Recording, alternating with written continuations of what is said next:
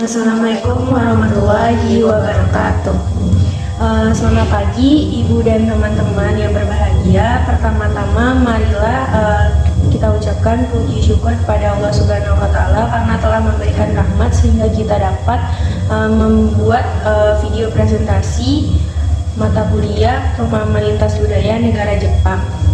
Perkenalkan, saya Farida Anggraini dengan NIM 23016154 dan anggota saya Hana Urcetra dengan NIM 23016150. Baiklah, kali ini kami akan mempresentasikan hasil diskusi kami tentang pengenalan negara Jepang.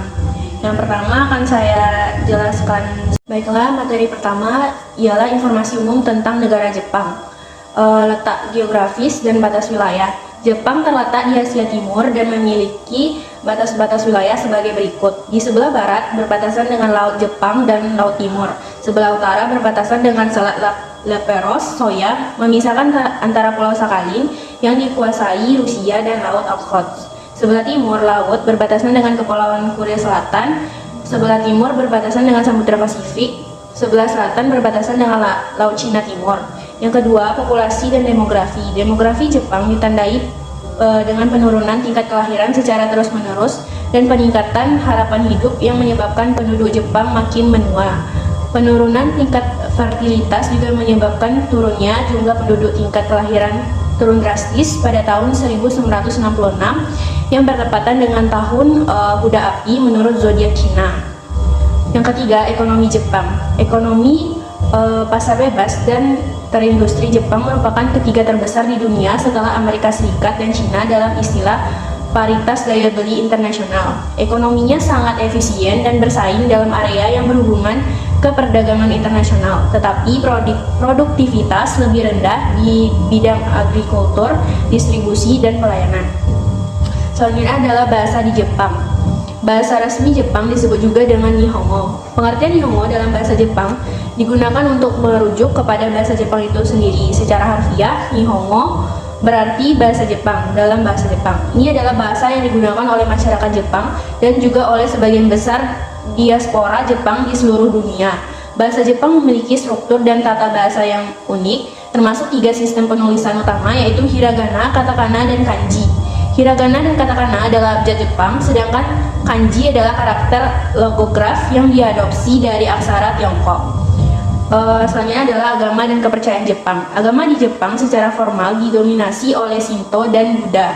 Dengan sisanya, kebanyakan tidak beragama. Jepang menjamin kebebasan beragama untuk masing-masing penduduknya. Hal ini tertuang pada artikel ke-20 dalam konstitusi Jepang. Survei yang dilakukan Gallup pada tahun 2015 menunjukkan bahwa hanya 24% orang Jepang yang menganggap agama sebagai sesuatu yang penting, sedangkan 75% sisanya menganggap agama tidak penting. Selanjutnya adalah tradisi dan kebiasaan masyarakat Jepang. Yang pertama ada adat istiadat dan etiket.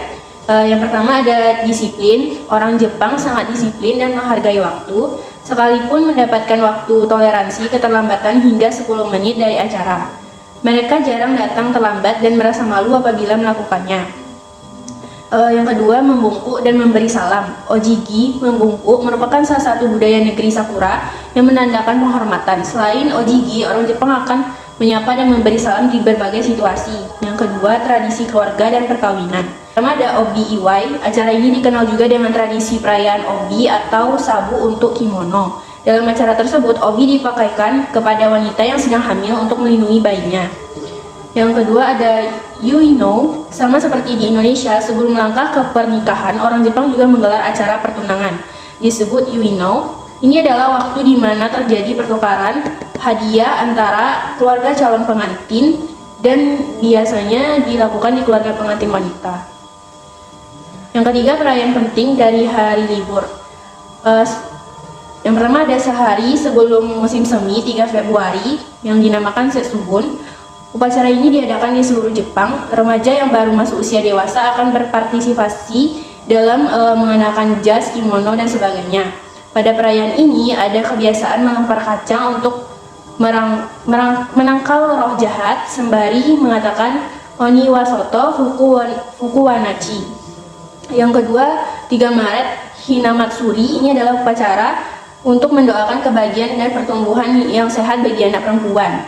Terus ada Golden Week, biasanya perusahaan mengambil 4 hari libur nasional, yaitu 29 April, hari Showa, dan 3 Mei hari Konitsuchi, 4 Mei hari penghijauan, dan 5 Mei hari anak. Selanjutnya adalah Tanabata, mengikuti legenda Orihime, penenun, dan Hikoboshi, pengembala. Orang-orang menuliskan keinginan mereka di atas kertas yang panjang dan tipis, dan mengikatnya ke cabang bambu untuk membuat permintaan. Sekian materi dari saya, selanjutnya akan dibacakan oleh anggota saya. Selanjutnya yaitu seni dan budaya Jepang. Yang pertama, seni lukis. Ada 3 jenis lukisan Jepang, yaitu Yamatoe, gambar Jepang dilukis dalam bentuk gulungan yang menceritakan kisah tertentu. Suiboku ga, lukisan tinta dan air, yaitu menampilkan pemandangan dan tokoh yang digambar dengan menggunakan gradasi tinta. Ukiyo-e, gambar dunia mengambang, yaitu menggambarkan pola kehidupan masyarakat umum. Yang kedua, seni rupa. Seni rupa Jepang memiliki watak khas yang bersumber dari Zen Buddhisme. Benda seni paling tua yang masih tersisa adalah beberapa patung tembikar dari zaman batu. Pada masyarakat Jepang, kebudayaan tradisional selalu terjaga walaupun banyak pengaruh budaya dari negara lain. Yang ketiga, seni kriya. Seni kriya Jepang yaitu seni yang menekankan keterampilan tangan. Salah satu contohnya adalah ikebana. Ikebana adalah seni merangkai bunga yang memanfaatkan berbagai jenis bunga, rumput, dan tanaman. Yang keempat, tradisi dan festival. Yang pertama, sado, upacara minum teh. Upacara minum teh atau sado ini terdapat 2 jenis, yakni ochakai dan chaji. Ochakai adalah upacara minum teh yang terbilang tidak terlalu formal karena biasanya orang Jepang akan mengundang teman dan kerabatnya untuk melakukan kegiatan ochakai sebagai bentuk perayaan keberhasilan atau semacamnya. Yang kedua, matsuri. Matsuri adalah semacam festival budaya di Jepang yang diselenggarakannya saat summer atau musim panas. Matsuri ini berhubungan dengan festival dari kuil, yakni kuil Buddha dan kuil Shinto. Sebenarnya matsuri sendiri adalah acara untuk berdoa dan bersembahyang. Hanya saja itu tak memfokuskan pada para wisatawan yang datang. Yang ketiga, hanami atau flower viewing. Hanami atau yang dikenal sebagai festival penyambutan bermekarnya bunga sakura. Hanami adalah salah satu tradisi sekaligus budaya yang sudah ada selama ribuan tahun. Mulanya festival Hanami hanya diselenggarakan para bangsawan serta kelompok kelas atas. Seiring berkembangnya zaman, pada zaman Edo atau sekitar tahun 1600, aktivitas menikmati bunga sakura akhirnya diterapkan oleh masyarakat luas Jepang. Yang keempat, hanabi atau kembang api. Hanabi adalah salah satu budaya Jepang terkenal di kalangan orang Jepang. Hanabi merupakan bunga api yang presentasikan keindahan kembang api sebagai bagian dari budaya Jepang yang sangat disenangi dari dulu. Sejak zaman Edo, hanabi melambangkan hadirnya musim panas di Jepang dengan festival kembang api yang jumlahnya tak terkira hingga menarik ratusan bahkan ribuan orang. Yang keenam, pakaian tradisional. Pertama, kimono. Kimono adalah pakaian yang dipakai dari kalangan bangsawan saja, yakni sekitar tahun 794 sampai 1185 atau dalam sejarah Jepangnya diketahui sebagai periode Heian. Kemudian seiring berkembangnya zaman, pakaian kimono ini semakin familiar dan populer di kalangan masyarakat, bahkan sering pula dipakai oleh aktor kabuki saat melakukan pentas dan geisha. Akan tetapi di tahun 1683 terjadilah pelonggaran dalam mengenakan pakaian kimono, terlebih yang mahal dan mencolok, hingga akhirnya kimono kembali muncul pada abad ke-19 saat Jepang sudah mulai mengembangkan diri akan dunia modern. Pakaian kimono sendiri pun berbeda-beda tergantung dari perayaan yang diselenggarakan atau dilaksanakan. Seperti halnya kimono yang dikenakan oleh wanita lajang akan berbeda dengan kimono yang dipakai oleh wanita yang sudah menikah. Yang kedua, yukata. Pakaian tradisional Jepang selanjutnya adalah yukata yang dibuat dari bahan katun, tipis, dan tanpa lapisan dalam. Ini membuatnya sebagai pilihan pakaian yang tepat dikenakan pada musim panas dan pesta kembang api. Yang ketujuh, alat musik tradisional. Yang pertama, koto, alat musik petik yang menyerupai kecapi dan dimainkan sebagai bagian musik istana. Koto sering diibaratkan sebagai naga, sehingga bagian-bagian alat musik ini juga dinamai ryukaku atau tanduk naga, ryoko mulut naga, Ryubi, ekor naga. Yang kedua, samisen, alat musik petik berdawai 3 yang menghasilkan bunyi-bunyian khas Jepang. Musik yang dihasilkan dari alat ini menjadi lagu pengiring bagi penampilan kabuki dan pertunjukan tradisional. Yang ke-8, musik tradisional. Sonyo, nyanyian Buddha yang merupakan salah satu musik tradisional Jepang tertua. Gagaku, musik istana yang memadukan melodi elegan dengan tarian anggun. Honkyoku, single solo shakuhachi yang dimainkan oleh Imam Zen untuk sedekah dan pencerahan. Sokyoku, musik rakyat Jepang yang diciptakan oleh Yatsuhashi Kenjo. Shigin, pembacaan puisi klasik diiringi alat musik seperti koto atau samisen. Selanjutnya, kuliner Jepang. Yang pertama, makanan khas sushi, menempati posisi pertama sebagai makanan Jepang paling populer di Indonesia. Sushi merupakan makanan yang terbuat dari nasi yang dibentuk bersama lauk berupa hidangan laut, daging, dan sayuran yang mentah. Sushi dibedakan menjadi beberapa jenis, namun yang paling populer adalah norimaki dan nigiri. Yang menjadi pembeda, norimaki adalah sushi yang digulung dan dibungkus nori atau rumput laut garing, sedangkan nigiri adalah sushi yang berupa sejumput nasi dengan topping seafood mentah. Selanjutnya, ramen. Selain sushi, ramen juga sangat populer di Indonesia. Olahan mie yang berkuah ini memiliki cita rasa umami yang sangat lezat sebab kuah ramen menggunakan miso soy hingga kaldu tulang babi tonkatsu. Ramen biasanya disajikan dengan berbagai topping seperti potongan daging ayam, irisan daun bawang, rumput laut, telur rebus setengah matang, dan lain sebagainya. Selanjutnya, takoyaki. Takoyaki merupakan jajanan khas Jepang berbentuk bulat yang di bagian dalam terdapat daging gurita. Bahan untuk membuat takoyaki juga sederhana, yakni dari tepung terigu. Kedua, tradisi kuliner dalam upacara dan perayaan. Yang pertama, osechi dan ozoni, dua hidangan utama yang disantap saat perayaan tahun baru di Jepang. Osechi ryori merupakan bagian dari tradisi tahun baru di Jepang, dan berbagi hidangan merupakan cara untuk merayakan tahun baru bersama keluarga. Yang kedua, kagami mochi, sejenis mochi yang digunakan sebagai dekorasi tahun baru. Kagami mochi adalah persembahan yang ditaruh di altar Shinto di rumah.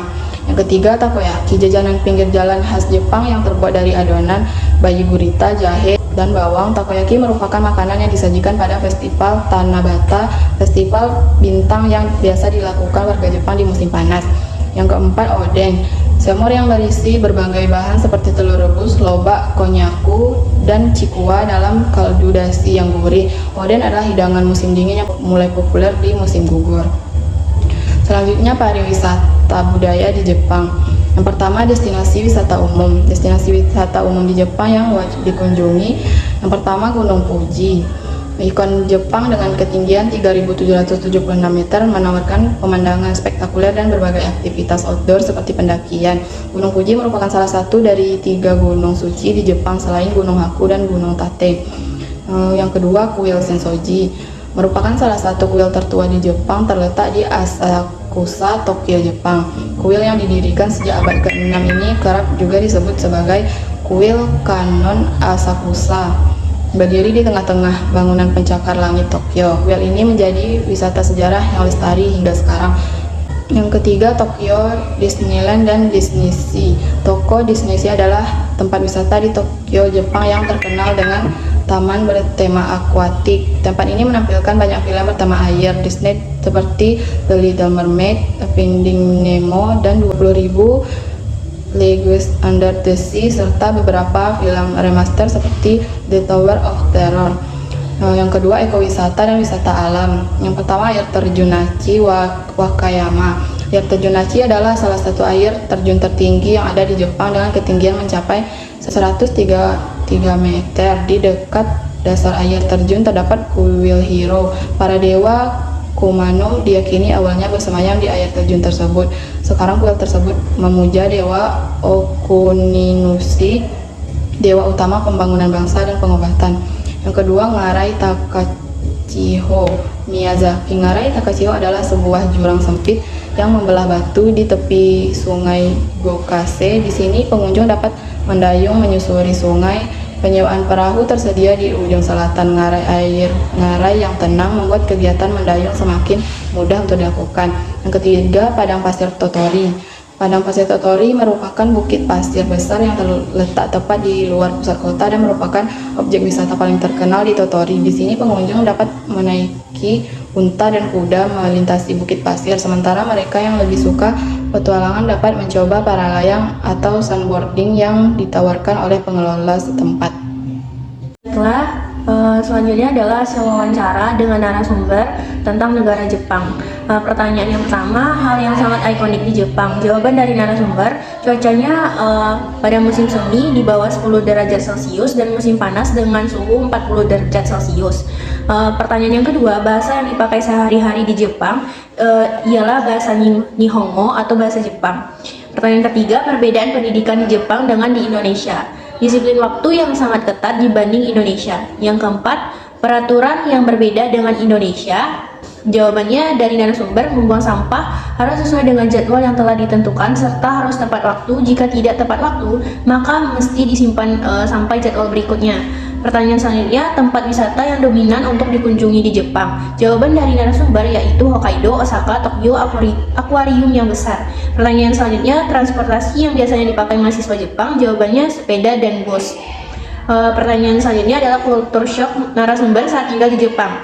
Jawaban dari narasumber adalah kebersihan yang ketat, waktu, dan kedisiplinan. Identitas dari narasumber tentang negara Jepang ini, nama dari narasumber sendiri adalah Yuka Silviani Putri, yang menempuh pendidikan di Jepang dengan sekolah Alice International College School. Selanjutnya adalah kesimpulan dari negara Jepang. Jepang adalah negara yang berhasil mengintegrasikan tradisi kuno dan modernitas budaya Jepang yang kaya akan tradisi seperti upacara minum teh, seni, tari, dan musik tradisional, serta perayaan khas seperti Hanami dan Matsuri, mencerminkan nilai-nilai kerendahan hati, rasa hormat, dan kebersamaan. Bahasa Jepang yang kompleks, tradisi kuliner yang khas, serta destinasi wisata ikonis seperti Gunung Fuji dan kuil-kuil bersejarah mempertegas keunikan identitas nasional Jepang. Pariwisata memainkan peran penting dalam mempromosikan budaya Jepang ke panggung internasional, memberikan dampak positif pada ekonomi dan pemahaman lintas budaya. Di sisi lain, tantangan seperti penurunan populasi dan pelestarian bahasa serta tradisi lokal menunjukkan perlunya strategi yang kuat untuk mempertahankan warisan budaya. Keseluruhan, Jepang adalah contoh negara yang berhasil memadukan keunikan budaya dengan daya saing global, memberikan inspirasi dan pelajaran berharga bagi dunia internasional. Sekian presentasi kami tentang negara Jepang. Apabila ada kesalahan mohon dimaafkan. Wabillahi taufiq wal hidayah. Wassalamualaikum warahmatullahi wabarakatuh.